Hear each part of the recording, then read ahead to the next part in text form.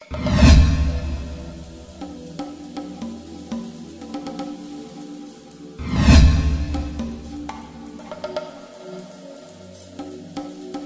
direct naturel. Babi, chaîne Yaka Moko na YouTube. Émission P, Yamalam et Yaka Moko. Vue réelle. Sur 7e Bagarre TV.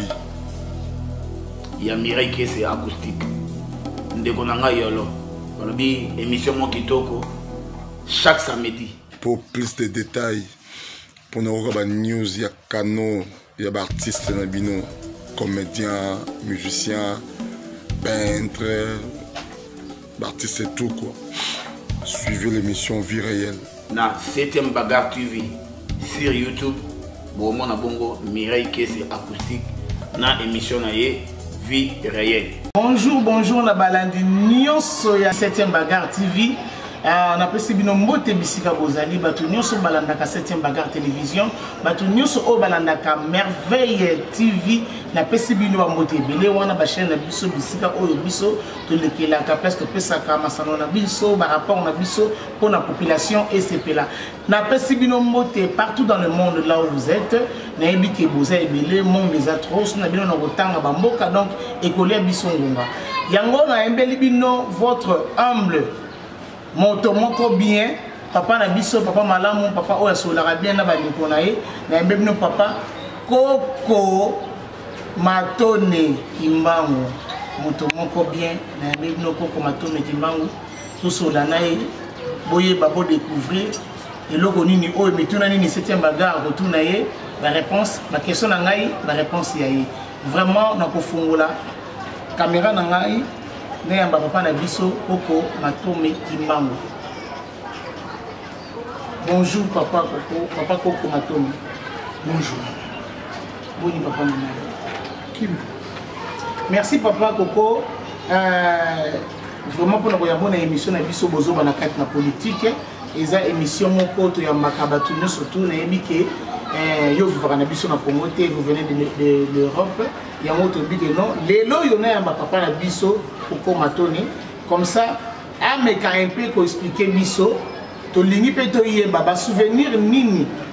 oyo ozalaki nango ou bien ozanango pour na défendre na biso papa Etienne Tshisekedi wa Mulumba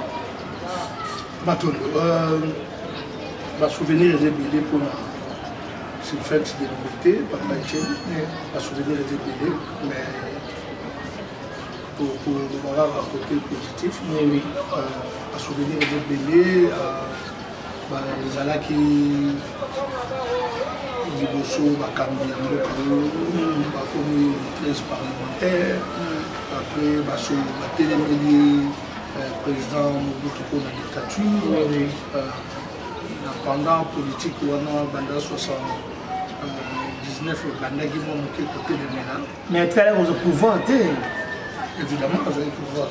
ils ont dit babé to ils allaient dans oui ba kusala musala ke na mboka mais azalaki na autorité makasi 82 basali IDPS bini oui ti kino na 2017 ti a botika biso akipe à son âme akina mokili molimo azalaki toujours na espoir, oui. Qui constant dans le combat, qui ferme, chose que tu vient à boire peut-être qui peut vision, qui peut comment autrement en tout cas à former peu de politiciens belé la majorité de politiciens dans la Congo mingi au moins on a poussé tout le monde là on a les gars à limite. Oui. Donc, tous ça, les Congolais avaient parmi les modèles aussi dans la politique, malgré aussi, après ils ont la faiblesse, oui. Mais ils allaient parmi les modèles politiques et en beaucoup de Congo. Banda Koufi a sali combien d'années? 4 ans déjà, le 1er février. Ah, ok, donc c'est 4 ans, oui. C'est 4 ans. Pour la Bapo, Bayebi, et Tumba, Rantalilo, je ne sais pas sur la salle, il faut peut-être ça la télé, mon courrier, pour parler, série, marabouiller la salle qui est sur la salle, il y a UDPS, c'est bien pour la jeune génération, où il y a quand même nini, la nini, à Salaka, tant à Salaka, et puis bazo retenir nini comme souvenir. Donc, il y a peut-être pour papa Tshisekedi. Merci Papa Coco Matone. Papa Coco Matone vraiment Papa Kimbangu a expliqué biso clair. Vraiment egozala esengo mingi bandeko na biso o ya IDPS soki bozuli kanisi o papa Coco Autoloba awa vraiment ya kosala ya atelier moko boye pour lelo na lobby oyo bana otozo bota ba yeba Tshisekedi asalaka nini na vie Tshisekedi azalaka nani avivaka ndenge nini wana egozala fierté na biso ba congolais soki tozalaka ke non to bana kotala ka ba futilité non to ko avancer te to sala ka biloko oyo ko bema bien un jour na bana na biso. Merci Papa Coco nangana tout na mutuna na biso mi balé IDPS est commis na pouvoir ezoki les ndenge nini siko mato la éviter les ma question où je vais tourner tout autour à IDPS ou quoi je ne sais pas Nazam ta IDPS oui Nazam membre IDPS oui ngai naza tozo nango par rapport à ça na kati ya mboka mikolo ezaki balobeli bo basali boy tozo mona makambo ezaka tout ka na IDPS yango nazu occasion ko tuna mituna wana mato OK ngai naza personnellement naza mandaté on a lobela na yebi papa oui mais quand le roi IDPS est parti politique peut-être les Congolais peut se retrouver on a dit de manière indirecte oui mais oyo balol de la sala soki ezali pour intérêt ya peuple congolais et vous avez bien mais soki eza pour intérêt peuple te nde eoza mabe eloko na koloba mpona IDPS yango wana na miniki. Ah, merci beaucoup papa na biso boyoki ndenge alobi azali moto ya IDPS te o papa Coco ndenge nini azolobela IDPS aza ya IDPS te ye aza wana mpona kolobela makambo oyo etali ye moko. Papa Coco tous na kati ya RDC toujours na makambo ebele kati ya RDC na biso zo évoluer bien te tozalaki na président na biso Joseph Kabila Kabange tosali na ye 18 ans 18 ans ya pouvoir au tozalaki na président Joseph Kabila j'espère bien ce congolais bomonaki yango siko te oya et pas ya président na biso Fachi déjà troisième année na ye yango tozo sala tozo mona eloko moko ezo ko avancer te siko tokoloba ndenge nini ko na population parce qu'il y a population bazolo bakeno tozo mona eloko zo avancer te bosali biso banini baso des moutons mais aussi longtemps souffrance ezali batracasserie makambe belé na kati ya RDC matondo mutuna na yo bandi bozwa monde là pour tout bandi okende bandi avancer normalement mboka sur le marché ndenge mboka ezali lelo parce que rien ne marche et rien ne va jusque là les océans na biso ba congolais vraiment na mboka ndenge ezali peuple azo souffrir makasi so peuple azo souffrir makasi au senga na peuple wana alia vous comprenez oui peuple a besoin il y aura des citoyens paisibles des citoyens congolais avant na njili na malweka na ngirengire na kasavu azana mutuka de azana besoin ya so de mutonte il premier il sera bimina tongo et là il peut peut-être amela mai asukola nzoto ala la na mwinda ala mwina mwinda agoda na lotili pona a chauffer mai ya moto na ye kwa mela moi café biloko peuple lingi yango peuple a besoin de c'est un grand projet puis un projet il y a 10 ans 15 ans 20 ans non à ta projet on est où mais peuple on a besoin il y a tous les jours un quotidien et il y a moi peuple il y a mon peuple azolo baké et loko mo zo tampoté loko mo ça pour peuple soit des nous sommes à Thompson na 2000 francs 3000 francs et l'autre Thompson est comme 10 000 francs salaire peut toujours boyer lui salaire oui les a salaire mogo vraiment sous-payé et puis sous comme sous un pays on a salé 6 mois 5 mois 19 mois ba futa ka so mutu wana o yande donc ba ke mo ke tambo mais na yango biso sikoyo tozolinga tomona mpe makambo autrement. Oui. Est-ce que eza kaka peuple falelaka, eza kaka peuple faganga? Mais peuple azobondela tongo mindi mpo nzambe asala nzambe agir ba mama bazotia tolo na se bazolela Congo ebonga Congo échanger mais tozomona changement mon côté. Est-ce que nous assure que kotia tolo na se ou bien kosambela ndemte bongo la mboka? Mais oui, parce que dans un président a mis déjà aligné le samba, l'ingé samba l'ensemble. Moi je ne pense pas. La première position. Moi je ne pense pas. Je ne pense pas. Bamboka babongisa na misala, babongisa mboka na organisation, babongisa mboka na prière te, na parlement moko te ya monde pour mabongisa na mara na Congo. Oui. Na parlement moko te ya monde na ba monde occidentaux oyo eza ba modèle to Hollanda. Tout le monde n'a jamais na parlement moko na tongo ba koti boboka na miso to sambela pona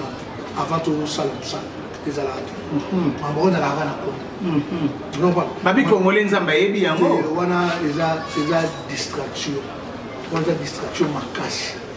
Donc kosambela moto na moto asambela ka nzambe na ndenge na ye esika uti na esika zali so to lié na mboka to lié kosala ndemo na mboka to yema muteke bobanda kosa bato na losambo obosala bato ko bato yo bazo boma mboka na biso to bazo boma biso baza kuna na politique bato bazo collaborer même na bato baza ko attaquer biso na Kivu to bazo attaquer biso na Kasai to na Équateur to na Bakongo baza bato basala politique bato wana pe bato kama miso to bondela donc to bo ngoyi mulunda ye wana azwaka baminduki awawa na $100 ekende yo mais Moutalo Sambo a d'autres sambe la tombe mais en tout cas tu épargner peuple la biso na distraction to orienter peuple la biso ko sambe les ama bete ko yeba nzambe za mabete mais le eloko ne sikana yango pe na ngoma na ngo so oyena politique oye pona osalisa mboka pe osalisa peuple oye na mamba religion te. Merci Batali Nabiso Balandi Nabiso ya 7e bagarre télévision et merveille télévision bozo kandenge papa Nabiso Coco mato nenga zo parola nenga zo loba papa Coco na zo c'est comme si na toute petite place ya lo sambo ndiro sileki c'est comme si yo moko po linza mete pour des gens ça déjà na kombo ya Kimbangu ayeba kinzambe mato yo moko ba Kimbangu tant zo ba tina na motu Kimbangu za Kimbangu za ba merveille Kimbangu za biloko yo makambo ebombama vous comprenez oui kasi ba makambo ebombama na to makambo bangwa obomba ya ko to bilisa Kimbangu eza moto yo aza na nzambe makasi po ye moko so to keno na profondeur bato bayebi ope bayebi to na pete bayebi mais Kimbangu si nzambe oui Kimbangu peneza Kimbangu la nzambe ba noir nzambe yango ne vaninga ngumulongo yango bana na bomwa no diso pona Kimbangu te Congo pende ko za tanenge bozo melata mwa mayi moke wana mwa kwanga moke bolia ngabolia o modèle mboko yo ba pia yango pe ba ko pia yango donc eza ya osakana te donc soko lelo bato bazo liata mwa moke bo mena moke ya ko eza grâce à nzambe eza pona Kimbangu donc nzambe te me Kimbangu mais nazo le bisa ok eza na ba dimension Kimbangu eza na ba dimension po na ba dimension ngana yebi ona koma eza ne ngana na binzambe yango le binzambe na binzambe po na yebi ona yebi mais bino bato mususu bo yebi te bo ke nango na ndenge ozo ke nango mais tozo senga kaka na ye a lakisa apesaka mwinda po anango pe yango centenaire ya aneo to mona pe makambo ebele pe osalema mpona Congo ba merveille obino benga ba miracle biso benga ba merveille ebele osalema na nzela ya mvuluzi pe congolais oyo aza na misu aomona oyo pe aza na matoi aoyoka vraiment boyoki papa Coco ndenga lobi vraiment ba merveille ezali na kimbangu ba merveille ezali ebele en tout cas ceux qui ozoyi kokaka le sambo pico balobi ko vanga te na ndako tie mabolongo nzambe tata pesa ngai nzambe pesa ngai kolia ozo lukate ba ko pesa yo yango ndenge nini balobi l'homme doit se battre moi si pe il faut bunda po olia ezaka to vani kaka jeune sec nzambe akoya ko pesa yango te pona merci papa Coco vraiment tozo continuer na émission na biso motuno na nga monsieur Zali na ngina ba papa Coco asala ganini papa Coco ayeko lukani na kati ya RDC Congo matondo ngai nazali na ba casquette ebele oui naza révolutionnaire naza résistant naza combattant naza visionnaire naye na mboka parce que to ndaki moi mikolo ebele oui yango ngonga ekoki tosala mutation ya komba wana touta nango na poto toya nango na Congo toza na mission mosusu ya makasi ya kolinga kotambusa révolution na kati ya Congo mobimba mission makasi mpena toza na wana omoni ntango tobundi na poto toza na baki oyo toganye toganye kokomisa congolais oyo aza na diaspora lelo majorité bacongolais ozomona na diaspora bakomi bapatriote biso batosali tonakisi congolais valeur ya kicongolais tonakisi congolais valeur ya Congo ya mabele ya Congo eza moko faut batela yango faut tosunga mboka na biso oyo ezalaka liboso na poto tonda obetaka masolo mboka ngo tolembi yango toteka ngo bakabola mboka tokabola mboka mais mboka bateka yango te jamais mais tozalaka koloba botika biso makambo wana basala oyo nyonso baosala koma bokozwa mboka botikela ngo bato moko te donc elingi olobaka biso tolongi etumba wana ya kosala éveil wana na peuple congolais surtout na diaspora vraiment tolongoli yango susu na diaspora toye na mutation wana oyo congolais lelo akomi kosinteresse na mamambo liboso yege biso to bapoliticien te botika biso na bapolitike wana mais sikoyo babi ata okimi politique ekolanda yo voilà yango wana biso bacombattant résistant bapatriote toganye eloko wana boganye yango na nini parce que babiki bacombattant bino bozalaka ke kosala batrouble na poto désordre et tout ça na Congo yango so boye bozo kolongola bato oyo boza na bango besoin balongola na Congo te donc soki bozobanga bozosala mpe eloko te yango wana likambo na lobi deja wana ezali moko ya ki sikoyo congolais tosali ya mibale ezali conscientisation toconscientise peuple congolais ya koyeba lelo ata lelo bacongolais lelo awa so lelo bakomi koloba même na bapoliticien non eza grâce ya combat oyo mpe nano tosisite parce que eza parcours donc tozocontinue mpe tozolinga ke congolais nyonso to akoma na attitude wana attitude ya koloba non attitude mpe ya koreconnaître bato oyo bazali kosala malamu donc ya méritocratie donc koreconnaître mpe bato oyo ke bazomérite eloko bazo mérité likambo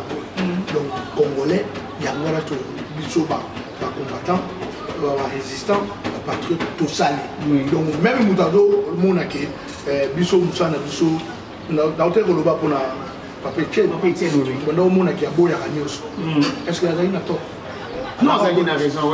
biso mpe so tooboya nyonso mpo ya malamu eza te yango tobanda tooboya mais il y a un autre salon pour préparer à venir il y a banana de lui en autre monique moi après même venir à moi ce n'est pas comme ça ce n'est pas comme ça les lots n'enga na zaboui banana ngape baroza n'enga zaboui banana ngape bazo bunda n'enga pe na oka est-ce que ça problème so le moi nanga a mérité le mo songolo a mérité pour nanga non so le président Fachi azali ko bunda te yo ka tenga comme président donc ce qu'on a commis président pour pas d'ailleurs au bout oui pour y aller qui makambo oui il m'a on a cassé comme non et nous battre quand pour na papa na ida ko ni wana parce que yé pour pas d'ailleurs na train oui vous comprenez aller na kacha train azo tambola moto na moto ko na gare na ye moto ezaka te le wale le ndongo za boye mona no ka mbala mo pe akoba no sala émission pour ka yo ozo sala émission non mais so ka yé koli ndenge yo aux sala il y a oui vous comprenez donc il y a on a biso tous fiers on a personnellement la fier il y a aux résistant combattant patriote révolutionnaire visionnaire par rapport il y a ndenge musaleke surtout que nazali moko ya batenon ya combat place banda na Angleterre na zone rouge hein au ngamu zone rouge ngayo na bana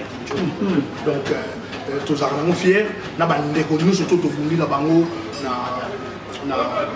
Londres plus précisément na zone rouge na Londres en Angleterre basé Pelé ba Jansi Kazadi ba Alain Salé ba Max Ekoli ba Yesse ba Rigo Fula ba Koutankinte le fils de Mandika je te salue l'ami Olito donc ba père leurs âmes ba pasteur d'œuvre ba Mbenga ba Vieux Jacques et puis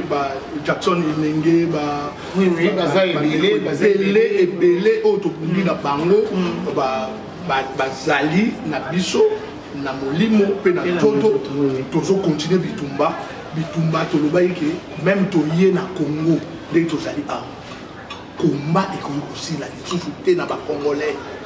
Congolais surtout faut akoma résistant Congolais surtout faut comme patriote Congolais surtout faut comme combattant mais sikoyo bino bodo tinda siko ba Congolais ba kuma ba combattant ba Congolais musu ba osala combattant na ndenga des ordres avant que Kimoti mama benela ki jalousie na ye amoni papa ba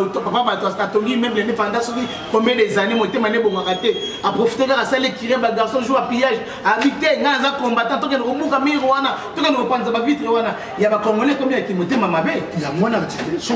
ba Congolais surtout ba combattant baza l'esprit wana nous assure tant ba wana ba zoya ba musula otika ba on comprend donc nous le baguier surtout donc toujours révolutionner mental les Congolais tout le but qu'il faut investir dans l'homme congolais surtout investir dans l'homme congolais la mental donc mutunde tant que fonctionner ou faire fonctionner l'intelligence à partir de wana AG Fafa Longa toujours on remarque que bâtiment surtout parce que c'est canaliser, qu'on se focaliser, pour éduquer le peuple, pour tomber le peuple, pour former le peuple. À partir de Wanande, pour monake, bon canabiso, ma capepele, pour comme très discipliné. Surtout aux hommes indiscipline, nous sommes pas congolais, parce que formation est parce que tu as informé, vous comprenez? Parce que tu as éduqué, il y a un monde, même des rapages, je me dis, Katia va combattre, ou bien résistant. C'est ça pour le manque d'éducation. Parce que c'est pas pour le manque d'information. C'est pas pour le manque d'information. Comme combattant, monsieur, au monde a boyé, na lobi ma bête, au monde a battu monsieur Boazo, au monde a combattant, abaniko finga mokonzamboka. Quand on attend ma calamobutu pour les gars la télévision finga, mais lobi nango histoire enterrée. Mais le lot de Monique et notre attends par le but démocratie en automobile les gars on a les gars la télévision a fini par Fachi on a les gars la télévision a fini Intel on a les gars la télévision a le but penser à monter manaï mais nous on est sur l'année là qui me solo vraiment et que les gars bon monter il y a moi on a dit comme tout le bas que Congolais ni surtout fois comme combattant résistant au Congolais on a comme combattant résistant au télé mélayo sur dans la y a au télé mélayo déjà non non tu vas bizarre comportement il y a monté à la photo que nous disons faire tout ça nous sommes pas au film bon maladie il y a ma casse maladie a mis balé dans mon thème ma belle non parce que toujours télé comment on fait les gars gratuitement dans mon tour à la mouine à Tongo à Botini sur le comme Dakalinga machine et garoyo monter ma belle là-dessus programme d'aller marquer à niveau entre dans marquer 300 fois 300 secondes ah 300 fois na poto route marquer au moins na poto marquer plateau marquer c'est en Angleterre plateau marquer il a même pas des livres il a un livre mon en neuf. Ok. Donc 2 livres euros dans le à $3.50 plateau marquer. Donc maintenant na coût de vie en Angleterre ils a vraiment l'autre et logoté mais au moins na congolais awa mutaka linka mat poka somi boudin ayo ko liana tonga bo ava ali ata libanda nda ko problème akomo liya mona kati anda kuna yebo nini ba ouais papa mona été poso ko lo panga moni kaka nda ali boudin lobi nani nda ko komata on comprend mais on peut soutenir état biloko les ba moyenne zéro vraiment donc ce que ba moyenne zéro wana ya wanto le bitan pour investir dans l'homme congolais pour la congolais nini ya ko sala petites et moyennes entreprises, au salaire na yemoko, comment au salaire arrose la businessman yemoko, oui, il y a des tombes là. Mais bah tu vois le malabisi va complexe et là on a carré zala qui sera mon bout zala qui pour qui n'était na boulevard, au côté de boulevard, tout ce moni muta beli maya kana maika kaya ya mulango lobi en tout cas moto aza moto bonne vie. Bah le moni bisi va complexe wana ya ko soma rafi, ya ko soma shawarma, ya ko teke la bisi frites na nzelo mo be frites 1000 francs. Mais nous les Congolais tous comprendre en monter. Na ze ba tete ko sala les souvenirs. Frites eza na mbala te, mbala bakati. Mais ezala ki na kala papa ko yo zala ki na poto luxe voilà. Mais sikoyo, ozomona teke bazo ko valoriser biso ba biloko moko ya bien o to bano mona ngo ke na bandaka ba kondi. Mais le lot biso mo na bandaka ko mbo mona pa ke asomo mpigune frite à 1000 francs aya kalingi allié. Asomi mama nini na aya chi allié ça complexe. Ya ngona ngamto loba te, ya ngona ngamto linga to loba te. Oui. Biloko wana na makambo wana photo éradiquer vraiment la yango pa ya peuple congolais. Neti kolia mutu ale frites na mutu ale quoi chose connaître ngani ngami fufu ok na mutu ale fufu na mutu ale makemba na mutu ale frites chose connaître oui oui sikoyo pona nini mutu ala le congolais a un esprit car ya omona ke mutu ale frites nem d'aller bien kasi on est fufu ben éducation wana ni surtout photo ça ni photo la qui ça oui oui photo te ya peuple congolais oui oui akoma omona ke te so ngapela le bilolo nanga ou bien les muscles nanga eza biloko mutu na vitamine qui va tout bien ou les capotes mutu aller frites boyeki papa koko ndenge otiko loba awa eleki mutu oyo alie frites lia moteke na yo fufu na oyo bilolo na yo oleki mutu ale shawarma vraiment peuple congolais bande ko na biso nyonso batali partout dans le monde te komi ko chité papa koko to komo kene na suka émission na biso na lingi olobela biso eloba moko ya bien pour na peuple congolais na ndenge tozoko évoluer parce que il y a 2 ans pour la président na biso Fachi a mandat na ici là to éviter à continuer ou bien to à tika pour tout le monde déjà qui peuple congolais eloba que président Fachi a tika te fa continuer parce que na tout le monde m'a bien enseigné de biso matondo wana la ya toujours la soué na yo so ko peza soué na ye te soué na ngai te soué na ngai zaka Congo qui est bien ezala bien mais Congo soué na yo Congo qui est bien et ezala bien mais yeba ngo ke ezala bien na yango moko te oui oui ezala bien na acteur to ba terre politique bo bazali nde ba olinga ko canaliser Congo pour une direction pour ça na biso ezali ke soki mandat ici l'élection au Salima mutu oyo akolonga aleka pour ça na biso ezali pendant que mandat de zananu atikali susu na 2 ans ndambo oyo etikali na présent ezate ke tout le monde ngolo wana tiki fin du monde non ezake faut à continuer programme oyo à promettre qui peuple peut tout le monde a réalisé que makambo a promettre peuple on ne pas promettre biso que a comme ça Congo Allemagne d'Afrique parce que faut tout le monde on a essayé donc 2 ans et demi aussi maté faut te battre sur 10 ans non yo te go maximum ndenge wana te ngana lobité juste peuple congolais peuple congolais pas lobité OK merci donc ngolo baké photo mona nzela nini direction to me m'appelle mboka ko ekende koma Allemagne d'Afrique photo mona ba réalisation vous comprenez photo mona misala oyo ya zo sala awa wa ko ni na biso ko na Allemagne d'Afrique vous comprenez wana ya lima loba na ye donc soki to moni ya ngote comment pour linga to pesa ye deuxième mandat vous comprenez donc de ye moko ayoka soni ayoka pasi ya kolia au sein deuxième mandat so mais problème est là sur 18 ans oyo utaki ko leka awa mboka ebindaki penza na libulu ya makasi na ndenge bongo mboka ndenge ezali boye. Et Venezuela toujours les colons. Et baby na des ans. Mboka ya kubeba. Et là moi malamu za te na mboka. OK? Et là moi malamu exactement. Vous comprenez? Pour na mboka eloko ya liboso oyo etombola na mboka ezali énergie. Oui oui. Mais au monde que l'énergie na mboka oyo tozana beaucoup problème makasi za bokimo. Vous comprenez? Il y a mis balé social existe à tout dans le monde social. Même qui si y a malaria ou y dans un pays tropical il fallait qu'il mboka na biso ba tout ba béni malaria typhoïde ba un traitement ophélie et ça la garantie dans l'état et ça tout congolais pas le bagage hôpital où tata non maman nous datongela donc je comprends dans ba privé trop ba dans l'état neti ba mamayemo ba campus ba nini ba sana fallait qu'il mais l'hôpital on peut tangi na limite que ba permettre mon d'aller ba passer traitement en fait donc faut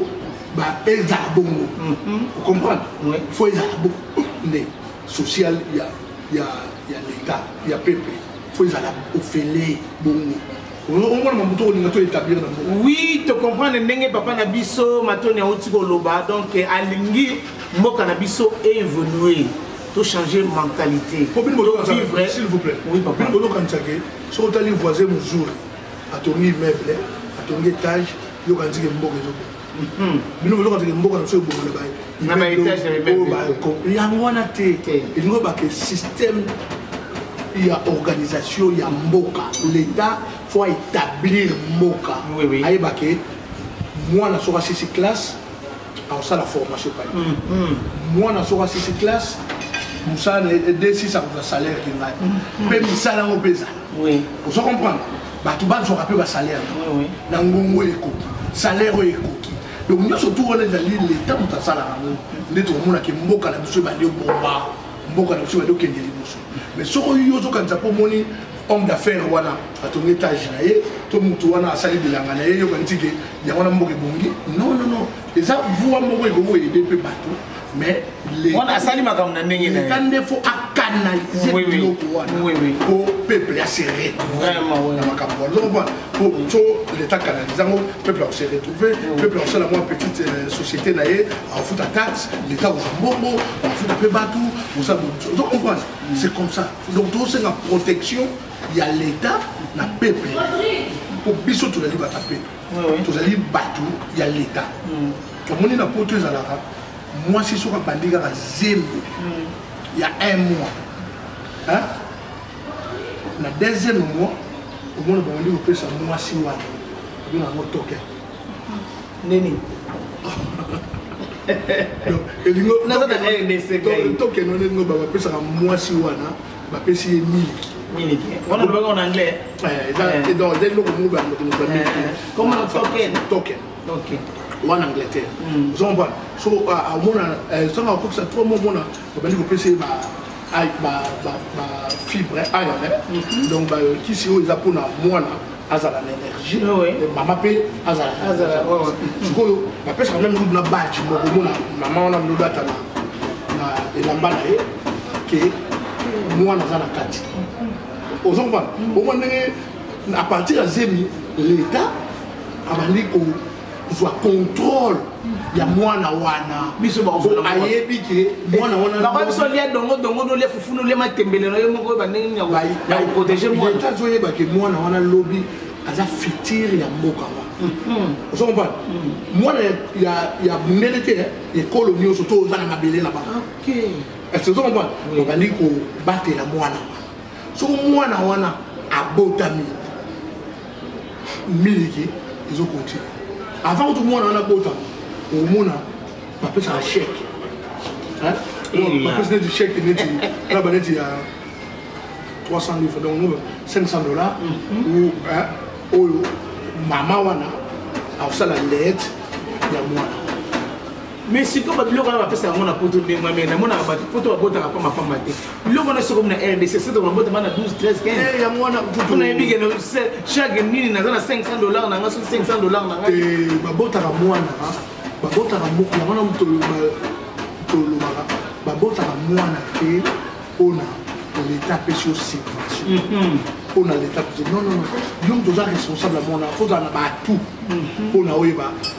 nga naza na bana kaka mibale. Ok, mais na poto bana mibale naza kaka na bana en tout cas donc elingi koloba te ke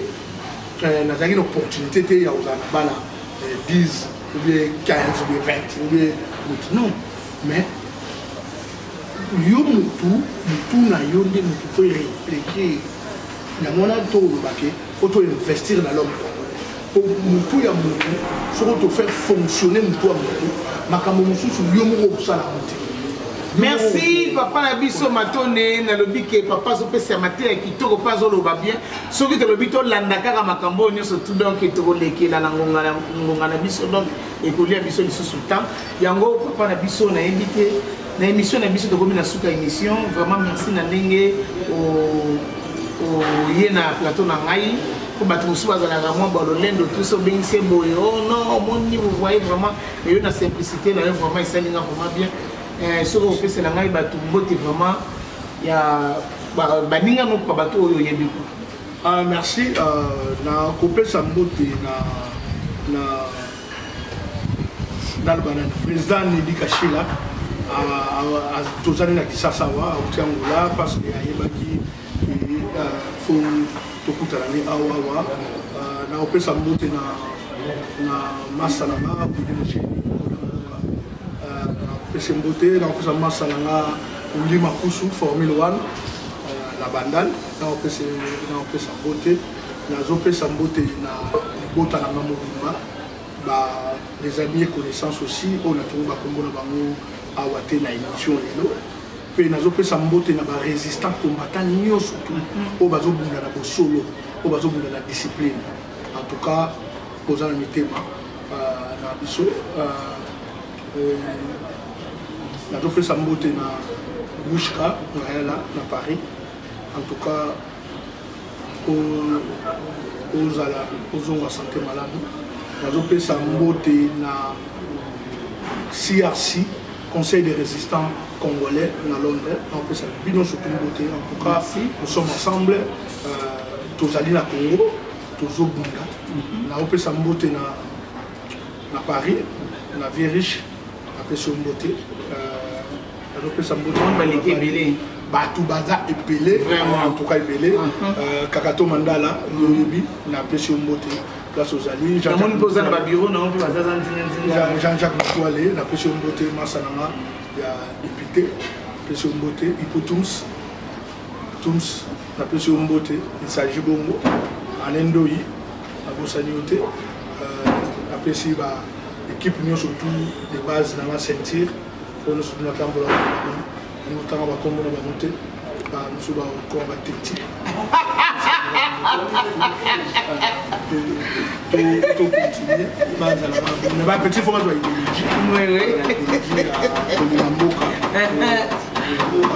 donc on appelle si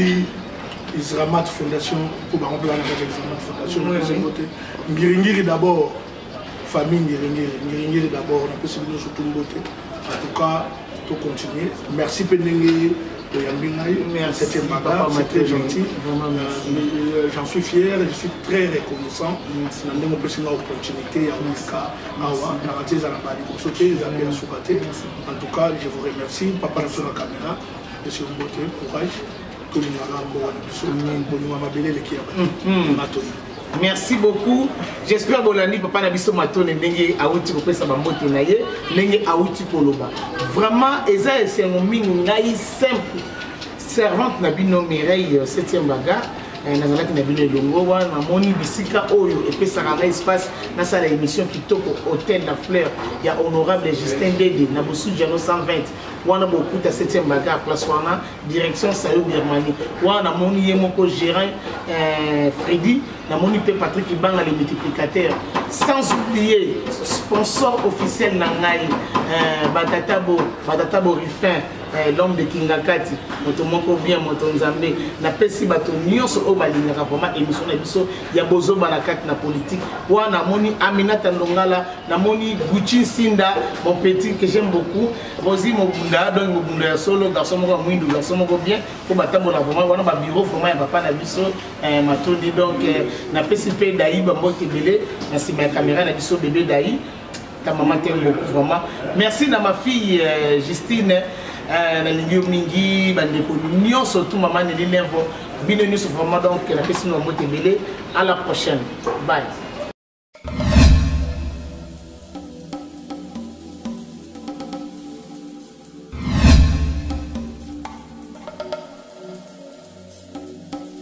En direct naturel babi chaîne yaka moko na YouTube émission P Yamalamu yaka moko Vue réelle sur 7e Bagarre TV ya Mireille Kesse acoustique ndeko nanga yolo babi émission mo kitoko chaque samedi. Pour plus de détails pour nous regarder news ya Kano ya artiste na bino comédien, musicien, peintre, artiste et tout quoi. Suivez l'émission Vie réelle. Na 7e Bagarre TV sur YouTube. Bon mon abongo Mireille Kesse acoustique na émission na Vie réelle.